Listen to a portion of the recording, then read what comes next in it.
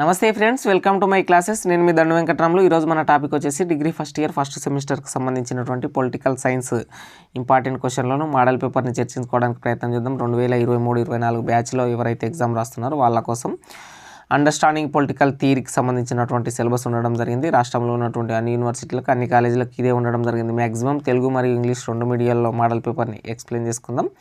Important క్వశ్చన్లు నేను already చేయడం జరిగింది. కింద డిస్క్రిప్షన్లో లింక్ ఉంటుంది, వాటిని చూడడానికి ప్రయత్నం చేయండి. మొత్తంగా సెక్షన్ ఏ, సెక్షన్ బికి సంబంధించి పేపర్ ప్యాటర్న్ అనేది 18 క్వశ్చన్లతో నిర్మితమై ఉంటుంది.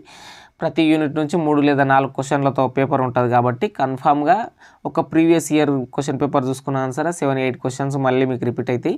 వాటిని మీరు పర్ఫెక్ట్ నేర్చుకున్నాను సరే మీరు కన్ఫామ్గా అవే కానీ షార్ట్ క్వశ్చన్లు వస్తాయి, మీరు ఈజీగా పాస్ అయిపోయే అవకాశం ఉంటుంది. డిఫైన్ సావరీజియన్ స్టేట్, సార్వభౌమాధికార రాజ్యం అనగానేమి, అట్లాగే దైవదత్తాధికార సిద్ధాంతం డివైన్ థియరీకి సంబంధించి, అంటే ఇక్కడ ఏం చెప్తుండే డివైన్ థియరీ అంటే ఏంది, దైవానికి సంబంధించినటువంటి సిద్ధాంతం వాటికి సంబంధించి, అట్లాగే అథారిటీ, అట్లాగే అధికారానికి సంబంధించి, ఫెమినిజం స్త్రీవాద హక్కులకు సంబంధించినటువంటిది. క్వశ్చన్ ఫ్రేమ్ అనేది ఇట్లాగే ఉండకపోవచ్చు. స్త్రీవాద హక్కుల గురించి చర్చించండి. ఈ విధంగా అప్లికేషన్ క్వశ్చన్ వచ్చే అవకాశం ఉంటుంది.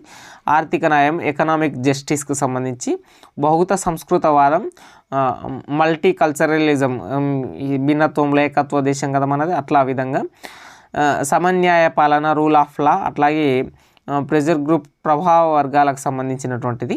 ఇక సెక్షన్ బికి సంబంధించి, ఇది సెక్షన్ బిలో ఉన్నటువంటి ఏ ఒక్క క్వశ్చన్ని మీరు పర్ఫెక్ట్ నేర్చుకున్నాను సరే అందులో 6 ఆప్షన్తో ఉంటుంది. కాబట్టి ప్రతి యూనిట్లో ఒక్కొక్క క్వశ్చన్ మెయిన్గా ఉండేటటువంటి ఒక 4-5 క్వశ్చన్లు మొత్తం నేర్చుకున్నాను కూడా మీరు ఈజీగా పాస్ అయిపోయే అవకాశం ఉంటుంది.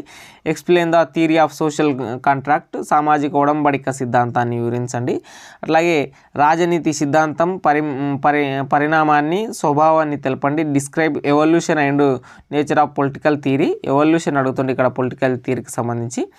ఇక 10A-Bకి సంబంధించినటువంటి రాజనీతి సిద్ధాంతం గురించిన చర్చను వివరించండి. Explain the debates on political థియరీకి సంబంధించి. ఒకవేళ మీరు ఉర్దూ మీడియం వాళ్ళ అయినా సరే పక్కన టెక్స్ట్ ఉంది, వాటిని చూడడానికి ప్రయత్నం చేయండి. ఆధునిక జాతీయ రాజ్యం పేర్కొంటున్న సవాళ్లను తెలపండి. Describe the challenges facing by the modern nation state అనేటటువంటిది.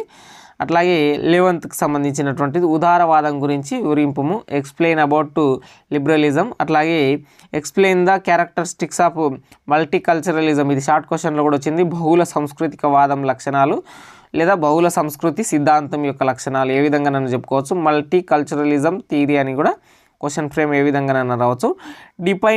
Define Liberty and explain the types of Liberty critically అనేటటువంటి స్వేచ్ఛను నిర్వచించి స్వేచ్ఛ రకాలను విమర్శనాత్మకంగా రాయండి. ఇక్కడ క్రిటిక్స్ పరంగా రాయడానికి ఆస్కారం ఉన్నటువంటి క్వశ్చన్ అని చెప్పి క్రిటికల్గా అంటే ఇక్కడ విమర్శనాత్మకంగా అని చెప్పుకోవచ్చు. అట్లాగే what is equality, explain types of equality, సమానత్వం అనగానేమి, సమానత్వంలోని రకాలను వివరించండి. అట్లాగే discuss powers of functions of legislature, శాసన నిర్మాణ శాఖ అధికార విధులను చర్చించండి.